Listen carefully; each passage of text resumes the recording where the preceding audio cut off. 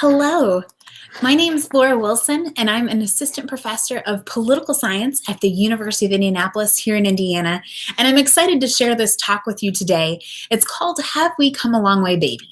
Examining the role of women in politics since suffrage. We know this is an important year because we're commemorating the Suffrage Centennial, which is 100 years of women's ability and legal constitutional right to vote. But what's happened since those 100 years? What we'll be focusing on today is looking at women in public office, so the other side of the political engagement coin. And that's what I really want to focus on here with you. So just to give you a little bit about myself, a little background, most importantly, I told you my name, but also you can see my contact information here just in the bottom right-hand corner of your screen. Please feel free at any time in the presentation, as you watch this recording later, if you have questions or thoughts or ideas, reach out to me. I check my email. Some might say an obsessive amount of time. I would say just a healthy amount. But you can see it's right there. It's L as in Laura, M as in Merrifiled, and Wilson, which is my last name, at uindy.edu. Other things you might want to know about me, as I said, I'm an assistant professor of political science. I'm a pre-law advisor, and a little bit about my credentials, my background, why I'm here talking to you. I got my PhD at the University of Alabama, Roll Tide, in 2014. That's where I also earned my second and third master's degrees. I got my first master's degree from Ohio University, and that's where I got my bachelor's as well. I am really interested in women in politics, in state and local government, and elections. And that's kind of all culminating in this talk and why I'm excited to share it with you today. Going real quick through this because this stuff is less important. I'm also the host and producer of Positively Politics. It's a radio show on WICR 88.7 The Diamond on Saturday mornings. And I'm a regular panelist on In Focus, which appears on CBS 4 and Fox 59 in the Indianapolis area. Okay, got the introductions out of the way. Let's get to the good stuff. And that is, of course, my children. Most importantly, I like to say the title that I herald so much, of course, is mother. And you can see a picture of my kids there as well. They're really important to me as we have this talk because you can see I have a little girl. And I remember when I was in 5th grade, how important it was to me to see women that were doing things like I wanted to be doing. And women doing things that were really different. And I remember 5th grade because I watched the movie A League of Their Own. This came out in the 90s, right? Women playing baseball. And I was really interested in women in these different unusual positions. And I remember asking my parents for books on women in politics and getting a lot of books about first ladies, but not women who were in elected office. Now, let's be clear. In the 90s, there were women in Indiana, nationwide, in the city of Indianapolis, throughout the country.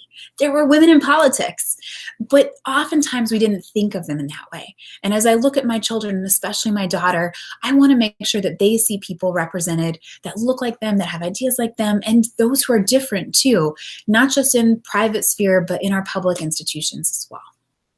Okay, so what we're going to talk about today, I know I've been talking really quickly because I wanted to get through the introduction. I promise I'll slow my pace down as we get into the meat of the conversation, but I wanted to give you an overview of what you should be able to expect here. So first, we'll talk a little bit about a herstory, and I go through this part, as I said, somewhat quickly, but I think it's important to understand the history behind politics, what happened before the suffrage movement and before the 19th Amendment. So what did we have in our country before then? We'll also talk about where all the women are, and I'm really big on numbers as a political scientist. This is really important to what I do. But what do our numbers look like? We know we've never had a woman president. I'm sure you know that before you even listen to this, but what about governors and senators? What do our numbers look like in Congress? These are helpful indicators to how women are doing in politics. We'll talk about roadblocks to representation. So why, as a teaser, those numbers aren't great when we talk about where all the women are. Why haven't we had a woman president, right? Why haven't we had a woman governor in Indiana?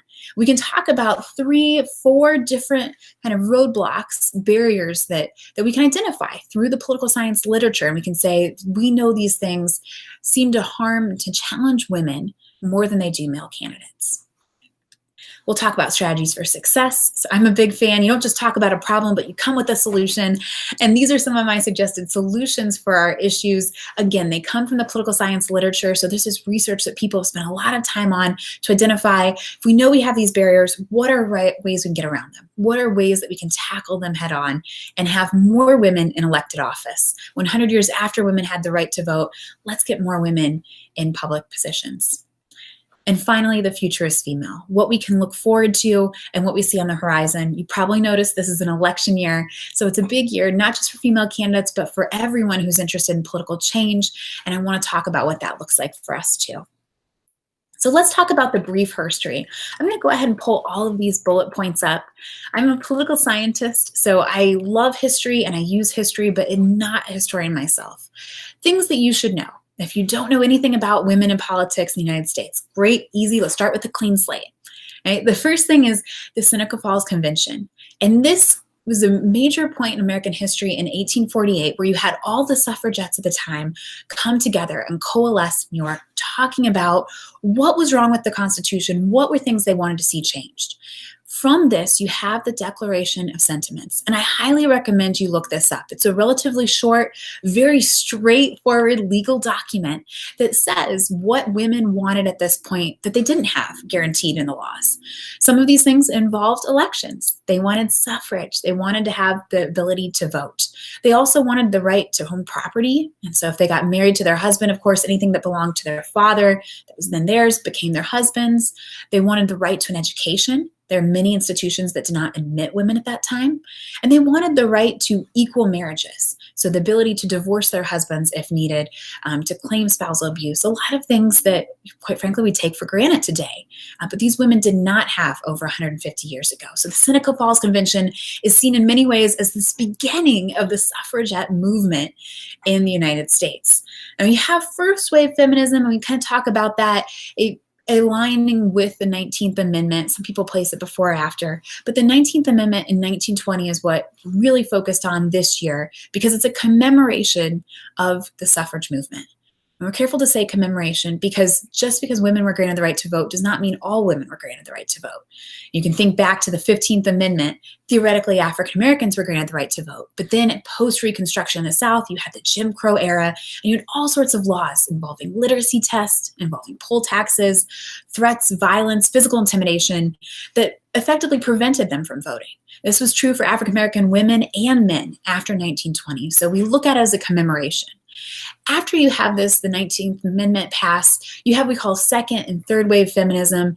The focus on first wave feminism was very white, very upper class, women who had been educated. They had every other privilege, but they were women. You see more diversity come through second and third wave feminism as you get to the 60s and the 70s, more of an interest in terms of questioning privilege and looking at inclusivity. In 1992, we come to the Year of the Women. And if this is given this moniker in some ways because of what happened in the previous year involving the Supreme Court. So if you remember, Clarence Thomas was up for consideration to join the Supreme Court. And there's a question with him and Anita Hill became a major issue in terms of American politics. And you saw in record numbers of women running and getting elected in 1992. The media coined it the Year of the Woman because it was really this first time we look at the trajectory of women getting elected. It was a slow slope. You really saw a spike up in 92 that was very important. Now, theoretically, we've had many years of the women since, but this is seen as that first big time we had that increase. And last, I can say those cracks in the glass ceiling, right? Famous phrase that we like to use here. While we've never had a female president, you did have important points both in 2008 and 2016. In 2008, Sarah Palin was asked to join the Republican ticket with John McCain as the vice presidential nominee. That was the first time you had a woman in that position for the Republicans. Remember Geraldine Ferraro in 1984 for Democrats. For the Democrats in 2016, they nominated their first woman as a presidential candidate, Hillary Clinton. Now, both these tickets that I mentioned, neither one ultimately won, as you probably know, but these were the cracks in the glass ceiling. So these were the beginning steps to having a woman in the executive branch. Okay. So if I tell you that 100 years ago, women were granted the right to vote, where are women now in the political sphere, right? Women are very active voters, but what about on the other side of political participation? It's not just selecting people to represent you, it is being the person that represents. Unfortunately, what we know is that women are still underrepresented at nearly every level of government and in nearly every branch. And I'm going to give you some data. I'm a really data-driven person to give this more of a sense, a feeling in terms of where we are. But we look in terms of Congress. right? Women are roughly 93.7% of Congress. And when we look at this number, it has increased over time, but not significantly. You did have a jump after the year in woman. It's less than 0.25%. So we know that that's relatively low, right? If we look at the Supreme Court at the national level, this one you may have known. It's easier when you only have 9 people, right? But three of the Supreme Court justices are women. And so we do have, this is a record high, that we've had 3 out of those 9 are female. And we look at the presidency, of course, I have an asterisk here. We've never had a female president, as I'm sure you know, and that's never ever. But I would also like to say yet. So perhaps in the future that will change. Now, if we're going to look at the state level government, so those were federal numbers. What about state level government? Okay, we look at the state legislatures. These numbers are a little bit better. State legislatures they operate in the same way Congress does at the federal level, but at the state level, a 29.1%. That is a good increase. And I'll give you Indiana's numbers in a second, but I want to point out states vary widely. You have some states like South Carolina and Louisiana that have really low single digits, 11, 12% of their state legislatures are female. And then you have states like Nevada, which actually has over 50% of their state legislature is female. So there's a lot of differences here. As a political scientist, one of my questions, and I hope one of your questions as well, is why? Why would you have so many different states with these diverse numbers? And part of it has to do with the institutions themselves. It's something I'll talk about in a little bit, but some state legislatures are very large and others are very small, and that can impact how many people run for office, how competitive it is, what you get paid, of course, how attractive the office is. And then we also know that there's an importance in terms of this ladder, this building a pipeline of support. And so some states have really good pipelines where they're looking to recruit and get young women involved and excited and engaged. And there are other states that don't, and they don't actively pursue them in that way. And you see that reflected in these numbers. In terms of governors, we're looking at 18%, again, great numbers here, still less than a quarter, less than a fifth, really. And then in terms of mayors of cities over 30,000, it's really hard to look at local numbers because there's so many different types of local government, and even what's defined as local government varies from the states. I teach a state and local government class, and I love talking about this because we'll say in some states you can call a city a village, and it doesn't matter. North Carolina, for example, a village, a city, all these things are the same. Right? In other states, it really depends how many people you have living there, and that influences your taxes, and that thus determines the kind of name you have. So in this case, we just talk about local government in terms of established municipalities with over 30,000 people, right? And then about 22% of those have mayors that are women. So that's looking at our statewide and local numbers generally. If you want to focus on Indiana, right, we're a little bit lower than the national average with our state legislatures at 25.3%, but this has actually been better for us. We've had lower numbers, so there's the silver lining there. Just about a quarter of our state legislature is women. If we look at our state Supreme Court, I'm talking about Chief Justice Loretta Russ. She is one of 5 members of the state Supreme Court, and she is, of course, a woman. And then going down to the governor's position, again with that asterisk, Indiana has never had a female governor. Now, one thing that you might want to consider is that we have had women in the executive branch. And in fact, we have a lot of them right now. With our 7 statewide executive branch offices, 5 of those are held by women. The only 2 that aren't are unfortunately probably the most powerful, governor and attorney general. But the other 5 are held by women. Now, what's interesting here in Indiana is why, when I talk about that pipeline, and it's something I'll continue to build on in this conversation, why no woman, we've had many that have been lieutenant governor, has transcended from lieutenant governor to governor. In a lot of states, that's seen as a stepping stone, much like the vice presidency is to the president, right? You serve in lieutenant governor's office, you get a sense of what the governor does, and then eventually you go up for that. That has not been the case in Indiana. And there's something unique about our culture that has to be said there. Okay, I know you've probably seen posters like this before. I remember a poster like this in my elementary school. I have one in my office. You can look at all the presidents' faces. And I could say, what looks to be the same about them? Many of them seem very dour in these pictures, very few smiling faces. It is probably a very difficult job, right? Almost all of them are exclusively white, and many of them are very old. They're also, of course, as you probably guessed, all male, right? So why do we have these roadblocks? Now, so far, I've told you just a little bit about the history, and I've given you some of the numbers. So you can see pretty much across the board, whether it's in the legislative, the executive branch, or the judicial branch, not as many women. Whether we're talking federal office or state office, not as many women. I want to talk to you about really four, I'm going to combine them into three, barriers for political participation and reasons that we see a lot of times women aren't running or necessarily winning in these higher offices. The first thing I'm going to talk about is the social component. And this probably anecdotally makes a lot of sense to you, but I want to assure you we've done a lot of research on this in academia, and we found that there is a social barrier that really makes it harder for women to run for office.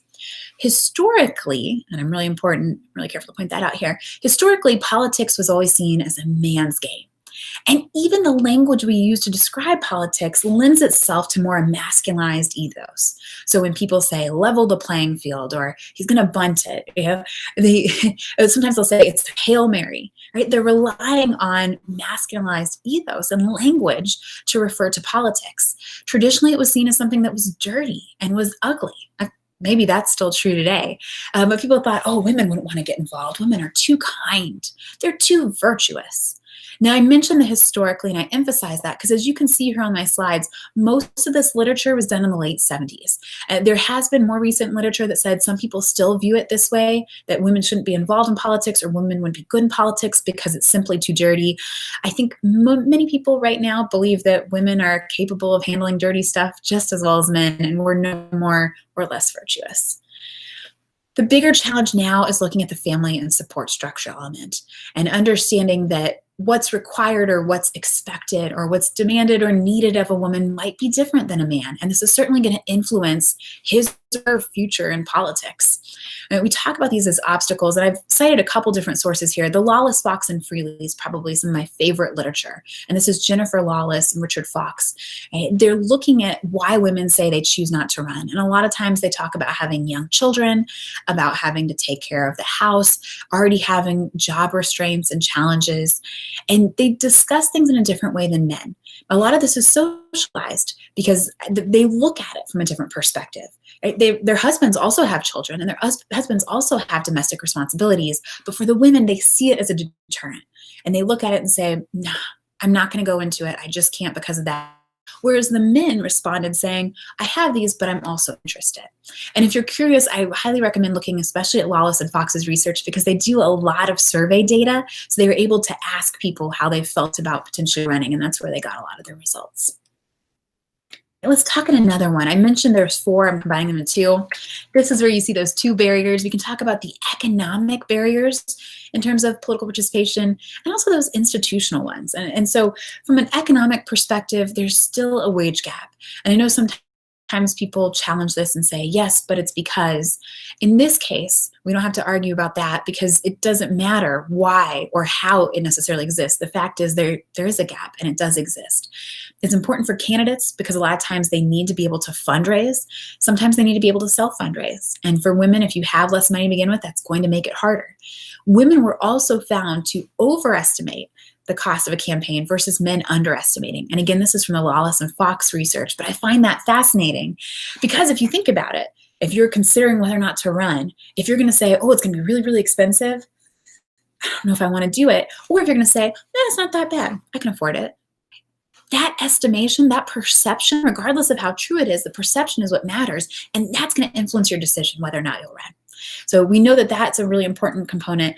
The other thing from an institutional perspective, I mentioned earlier, state legislatures are all different. It's one of the things I really nerd out about because I love seeing how those differences manifest in terms of policies and behaviors. But we know that there are different institutional features that can influence whether or not women run and get elected in them. One thing is the lack of term limits. And term limits have been really fascinating from a research perspective because a lot of times people say if we have more term limits, we have more diversity in office. And generally speaking, that's true. But the finding has been null for women running for office. So what that means is essentially if you have a state that has term limits in its state legislature, you're no more likely to find women in those seats than you are men. On one hand, you'd think, well, we would be getting rid of some of the men who'd been running for office. right? You have a term limit, they're term limited out, they have to go someplace else. The challenge is you're also getting rid of the women. So the term limits have not been found to have a real impact, but people often cite them as a way to have more variety, diversity, and change in state government. You also have the prevalence of single member districts. Now, these are something that are really important. Most states, and us here in Indiana, we in Indiana have these, have single member districts where you have a district with one member who represents that district, and only voters in that district, who are the constituents, can vote for that person. There are some states that have what we call multi-member districts, and in that case, you have one district with two representatives, and voters pick their top two.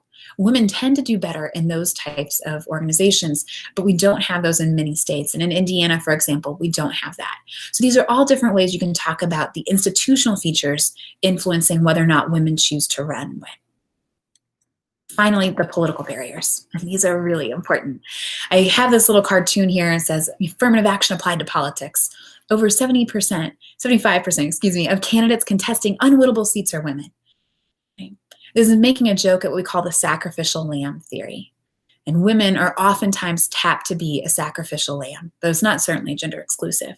But a sacrificial lamb is someone who's selected to run for office, someone who chooses to run for office in a race where they're not going to win. They're putting their name out there, they're showing a good faith effort, and they're kind of flexing their muscles. They're saying they'll do it for the party, right? But it's very unlikely that they're going to win. And a lot of times women are tapped for these positions and they're placed in these unwinnable races. We do know this, and this should be a huge silver lining. So if you're thinking, why do all these things happen?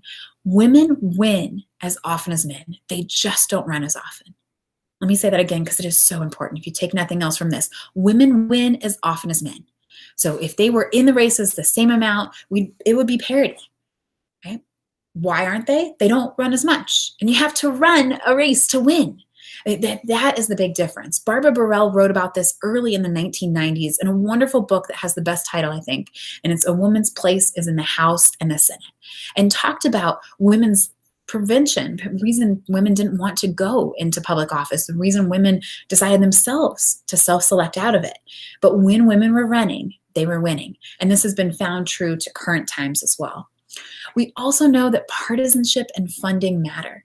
And so there is a partisan element. In Indiana, we have a strong Republican Party, and you have the Richard Lugar series. They've done a great job cultivating female Republican candidates. You also have a great apparatus for Democrats as well. Right? But oftentimes Democrats have done a better job organizing and recruiting female candidates. And that's historically been the truth throughout the country. So there is a partisan element to it. And that's something you have to consider in addition to funding. There's different PACs that are aimed just at women candidates. One of those is Emily's List. Right? It's aimed at Democratic candidates, and it stands for Early Money is Like Yeast. It helps things grow. Talking about a political action committee that bundles money and gives those donations out early in the primary elections where they can really make a difference to female candidates. You used to have Wish List, which was for Republican candidates. It was women in Senate and House. You have the Susan B. Anthony List, which is for pro-life candidates. There are a lot of different PACs and political organizations that focus on funding for women because we know that fundraising matters. And the old adage in American politics is 2 out of 3 times the candidate with the most money wins, meaning you have to have money to win. And you can take the risk. You can be that minority chance, but it is going to be a risk. Money ultimately matters in campaigns. Okay, so I've talked to you about the problems. I've shown you some numbers. How can we have better representation in government? And I hope this is the question that you're lingering with and you're trying to figure out, because at the end of the day, the numbers are what they are. The barriers are what they are. If we focus on the challenges, we're never going to get to the changes. And so these are some of the ways that we know from the literature and the research that we can make a difference in terms of representation. The first thing is cultivating a pipeline. When we talk about a pipeline, we're talking about a way that women can go from a regular position into something in politics, right? Or a traditional position into management, traditional into leadership, something above and beyond, right? This pipeline, a lot of times we'll talk about pipeline professions, is really important because it shows women who are already in those positions, look, there are other people that want to follow me. It shows women that want to be in those positions. Look, someone's already done it before. When we talk about pipeline professions, and I'll give this to you as a thing, what do you think about? What are jobs? What are industries that most people come from when they go into government? So where are most government people from? Another way to look at it. Okay. There's 4 pipeline professions specifically for women in government. And one of those are other political offices, other jobs. So working on campaigns, for example, working in the law, or working in education, and working in business. And these pipeline professions are part of what helps cultivate good candidates. Now, let's be clear. These are not the only industries in which people come to government, and they're not the only industries in which they should. I think it's great to have more people from agriculture and more people from healthcare and more people from travel and infrastructure and everything else. But those are the pipeline. So we need to do a better job of identifying potential early on and cultivating it. Right? What happened historically in the past was that women often got overlooked for these positions because while young men in college and in their first careers and their second jobs were still attending party events, were still climbing up those ladders, the young women oftentimes were marrying, raising the children, and then when their children went on to school, they'd come back in it in their late 30s or 40s or whenever. Right? But by that point, they were starting at the bottom of the ladder, whereas there were men at their same age that were many rungs above. That's not true necessarily anymore, but we still have to work on cultivating a pipeline, especially for female candidates, that allows their potential to be shown. Educating early. I go back to that talk about when I was in 5th grade and the kind of books I received, but making sure that young girls and people of all sorts of backgrounds see people like them in these positions, whether it's government, whether it's celebrities, whatever it might be, but educating early. Just because something has been in the past doesn't mean it's going to be. If you look at that poster of all the US presidents, just because many of them are frowning doesn't mean they all need to frown. Just because many of them are white doesn't mean they all need to be white. Just because they're all men doesn't mean a woman can't be in that position. We know early education matters, in part because it frames, and in this case, say little girls, it frames how they see themselves and what they want to do. There's a wonderful article in Education called Lipsticks and Logarithms, and it looks at the influence of female educators on girls in terms of math, because they noticed in early elementary school, girls loved math just as much as boys, and they were as excited about it just as much as boys.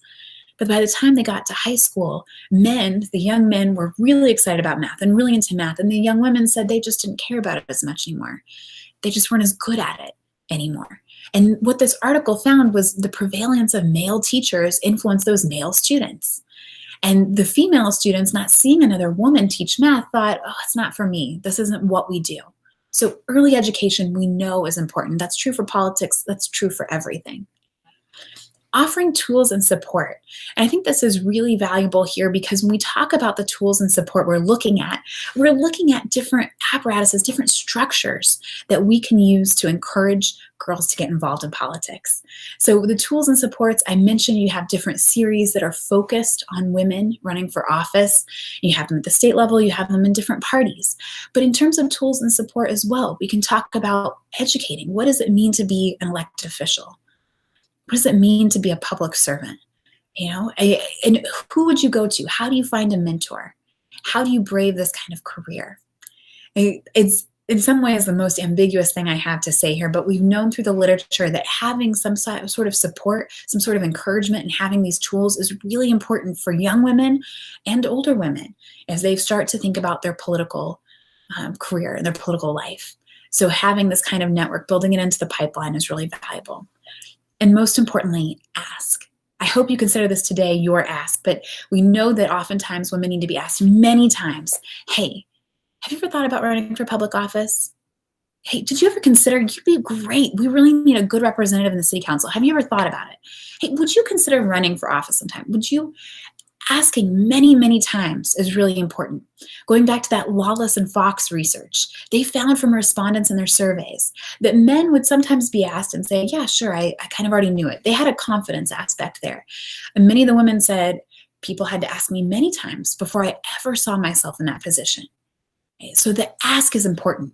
Identifying other great leaders. And I encourage you this, not just your female leaders, but truly leaders across the board. Identifying somebody else. Identifying someone who'd be great. Right? And saying, hey, have you ever considered running for office? That ask may be just what they need to get the encouragement and to get the idea of getting it going. Now, I love this here. It says they don't give you a seat to the table, bring a folding chair. And this is Shirley Chisholm. She ran for president in the 1970s. At the end of the day, not everyone's going to be in public office. It might not be the best job or career or profession or use of your talent and time. But maybe you know someone who is, and maybe you know a better way in which you can bring your folding chair. What is it? What is the way that you can get involved? And I think here, as we look at the commemoration of 100 years ago, I think of the women who fought bravely and tirelessly for my right, maybe your right to vote. They want to see representation, and they also want to see involvement. What can I do to herald that legacy? What can I do to make sure that my vote, my voice, my ideas, and my thoughts really matter? As we look at what to expect on the horizon, I'm going to go through this. The future is female, right? And we know there are increasing numbers of women running and winning. If we look back in 2018, I'm going to pull up some numbers here. In Congress, you had the 116th Congress, was the first to include a Native American and Muslim women. We saw great numbers in 2018, right, for run for Congress. This was our last congressional midterm election. So huge for women in terms of running and winning. And remember, both of those words are really important because women win when they run, right? But if the women aren't running for office, they're not going to win at the same rates. Even if we look at state level government, right, for governor's post, we know that there were 3 states that elected female governors for the very first time. And this is really important in Indiana because we're not one of them. We've never had a female governor, nor have we had a female senator. These are 2 of the highest statewide representation. Of course, the Senate is in the federal branch, but these highest represented offices. Why don't we have one in Indiana?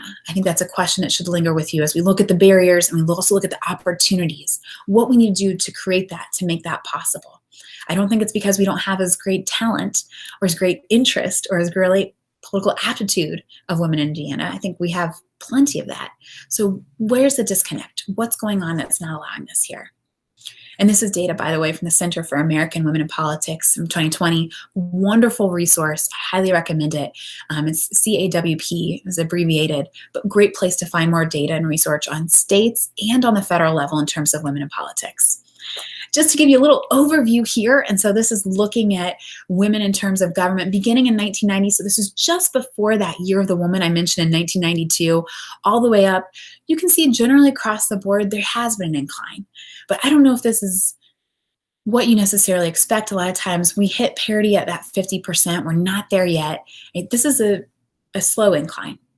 And it will continue to do so for all the reasons that we've already talked about. If you see state legislatures and statewide offices are higher than the federal ones. So we really have a bigger challenge in federal races, likely in part because of money, but also because of pipeline. Because if someone's running for the Senate, they want to know, what have they done in the past? Right? You have to have built that pipeline. And of course, educating early and asking often, have you ever thought about running for office? We know these are all major factors. So I want to thank you for listening to my talk today. I tried to go through it both with enough academic rigor, but also enough efficiency to make best use of your time. As you listen to it, if you have questions, I hope you reach out to me. My email is L as in Laura, M as in Merrifiled, Wilson, that's WILSON, at UND, as in University of Indianapolis, .edu as an education. I also include my handle up there. I am on Twitter. You can connect with me there as well. But I want to thank you again for joining me today. And if you do have any questions, I hope that you feel comfortable to reach out to me. I do like to engage with my audience members. And I know it's a little bit unusual since COVID and everything that's going on, but I'd love to have the ability to talk to you. So thank you so much for this opportunity.